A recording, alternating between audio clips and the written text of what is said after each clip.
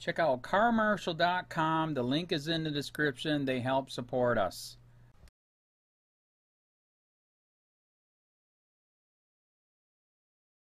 Sessions wages war on natural weed, as he grants maker of fentanyl a monopoly on synthetic THC. Jeff Sessions hypocritically granted a monopoly on the sale of THC to a company whose drug fentanyl kills tens of thousands a year, while promising to arrest people for a plant. By Matt Agarist, January 7, 2018. Instead of going after criminals in the government or making an attempt to thwart corruption, Attorney General Jeff Sessions made his mission clear this week. He intends to crucify those who dare to ingest a plant that makes them healthier and happier. In a statement released by the Justice Department on Thursday, Jeff Sessions reversed the policy of allowing states to make their own decisions on legalizing cannabis and vowed to dedicate federal tax dollars and resources to enforcing this tyranny. It is the mission of the Department of Justice to enforce the laws of the United States, and the previous issuance of guidance undermines the rule of law and the ability of our local, state, tribal, and federal law enforcement partners to carry out this mission.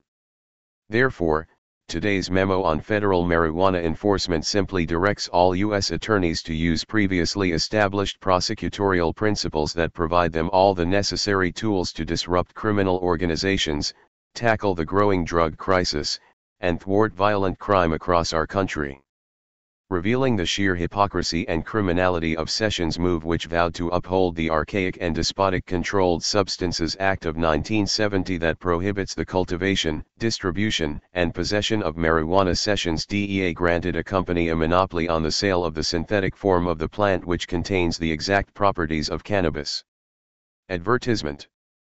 The active ingredient in cannabis, THC, remains classified as a Schedule I drug, meaning the government claims it is dangerous, addictive, and has no medical value. Coincidentally, over the Thanksgiving holiday, the DOJ's Drug Enforcement Administration granted Inzies Therapeutics, a rogue pharmaceutical company rife with corruption, a Schedule II classification on their synthetic form of THC, dronabinol. Read more. Exclusive. Mom thrown to the ground, tasered by cops while holding her 3-year-old son. Instead of allowing people to use a natural form of a plant that can cure them, Jeff Sessions will use taxpayer dollars to continue cannabis prohibition while his DEA grants a monopoly on the exact same substance, only synthetic, to Inzies. For those who don't know, Inzies has become notorious over the last 2 years after 6 former executives and managers were arrested on charges that they engaged in a nationwide scheme to bribe doctors to prescribe a drug containing the opioid fentanyl. Now this same group of dangerous drug peddlers is being given a partial national monopoly on the sale of legal THC, by the group who claims to protect Americans from drugs. Along with the executives, Michael Bayach, the former CEO, was also charged in an indictment filed in federal court. Even the company's billionaire founder, John COPWATCH, was arrested in October for his role in the bribery scheme. He was freed on a $1 million bail after pleading not guilty. The idea that the DEA would provide a company who was caught bribing doctors to prescribe opioid drugs that have led to one of the largest addiction problems in the history of the world with a pass to sell their synthetic version of a plant they continue to kidnap, cage, and kill people over, is infuriating, to say the least. When asked about this overt conflict of interest and unscrupulous handout to Big Pharma, the DEA answered with a typical bureaucratic reply. As Vice reported, the DEA noted in its announcement that it received public comments from people opposed to making synthetic THC products Schedule II while keeping marijuana Schedule I. The DEA also said, 2 commenters expressed concern that pharmaceutical companies are making a profit from approved drugs containing marijuana constituents. Read more. Teen boy dead after police back him off 6-story ledge for a marijuana arrest.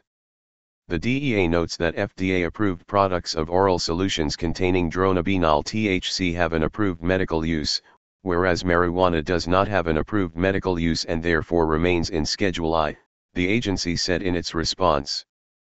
There you have it. If you needed any more proof of the US government's insane corruption, you needn't look any further than the DOJ's relationship with Inzies. A company whose drug is responsible for tens of thousands of deaths a year, and who has a sinister history of bribing doctors to prescribe this drug, was given a monopoly on the sale of synthetic THC while the federal government promises to kidnap, cage, or kill anyone who tries to compete with them by selling the natural version. And people still have the audacity to call this place the land of the free.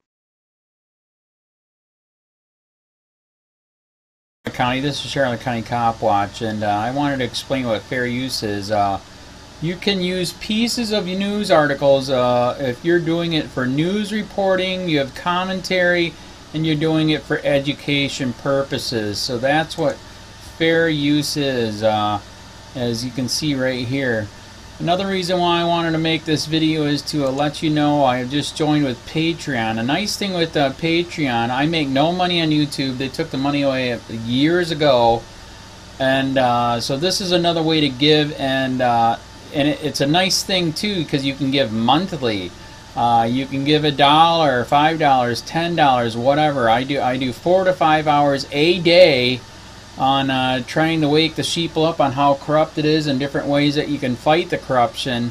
So Patreon is a way that you can do it, and then of course the old way is still there. Donate to Charlotte County COPWATCH with PayPal or credit card. So keep that in mind. 4 to 5 hours a day. I make no money, but the corruption happened to me and I'm sick of it, so I'm trying to wake people up. But my wife would love it if some, if we could get some help out there. There's 47,000 subscribers. Just think if each one of you subscribers just gave a, let's say, actually, yes, $1 a month. 47,000 subscribers gave $1 a month. That would be awesome. That's not going to happen. But anyways, that would be great if it did happen. But do the math in your head. Just think about it. Like I said, 4 to 5 hours a day. I get no money from YouTube. YouTube has gone nuts. You can't do anything anymore. They're taking the money away everywhere. So these are a couple different ways that you can still help out with all this time that I put in. And as you know, I'm in a special situation where, at least I can do it. 4 to 5 hours a day. We have a cleaning company during the day. That's what allows me to do this, and we're debt free. So this is my hobby. I don't go fishing and all that other crap. I try to save the world. So help me out to make the wife happy, man. In fact, if you guys did give $1 a day, and there was 47,000 of you, and you did it, and each of you gave $1, and that was every month, oh my God, yes, I could quit. I could start suing them. Another idea too that we have is, if I got, some funds, we could actually contact everyone that has been ticketed and or arrested and put in jail and start sending them postcards to let them know we're here, and to see if everything went all right, and if it didn't, find out their story. So we could even do more investigations and more lawsuits. Lawsuits take money. So just think about that. 47,000 of you so far right now. $1 a day. $1 a month on Patreon, or $5 a month Patreon, 10, 20, whatever.